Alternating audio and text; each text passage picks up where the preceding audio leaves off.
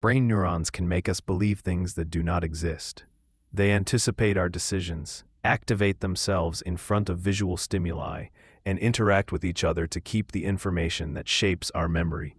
This is described by several books by neurobiologist Rodrigo Juan Quiroga. If you are interested in the fascinating world of the brain and its functioning, do not forget to subscribe to our channel and like this video.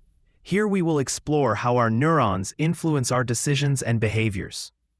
The central nervous system has an enormous capacity to process information, especially visual information. This ability allows us to anticipate the consequences of what is happening around us and make informed decisions that are essential to our survival. However, sometimes this ability can manifest itself in unexpected ways, such as self-sabotage. When we are nervous, we can fall into behaviors such as biting our nails or procrastinating important tasks, reflecting an instinct for survival. Psychologist Heriot-Maitland explores in his book how the brain uses these small damages as protective doses. It is as if we prefer to face a controlled threat rather than risk a greater and uncertain danger.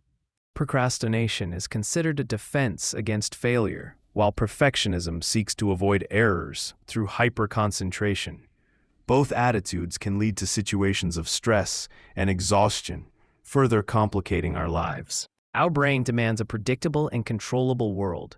When we face uncontrollable situations, it is common for us to respond with self-sabotage behaviors, trying to maintain the sense of control. The theory of evolution, according to geneticist Theodosius Dobzhansky, is fundamental to understanding our neural functions. Intelligence and anticipation are our best tools to survive against predators. The problem with self-sabotage is that it can become a self-fulfilling prophecy. Fear of failure can lead us to avoid challenges, while an exaggerated perception of our abilities can cause us to lower our guard. Self-inflicted damage is particularly worrying in adolescence. This behavior often occurs in situations of emotional stress, such as anxiety or depression, as a defensive mechanism that seeks to avoid greater pain.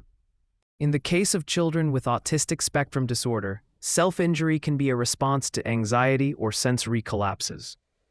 These behaviors seek to calm discomfort in difficult-to-manage situations. The treatment of these self-injuring behaviors should consider evolution and the need for survival. It is important to address these behaviors with psychological therapies that help manage reality with less distress.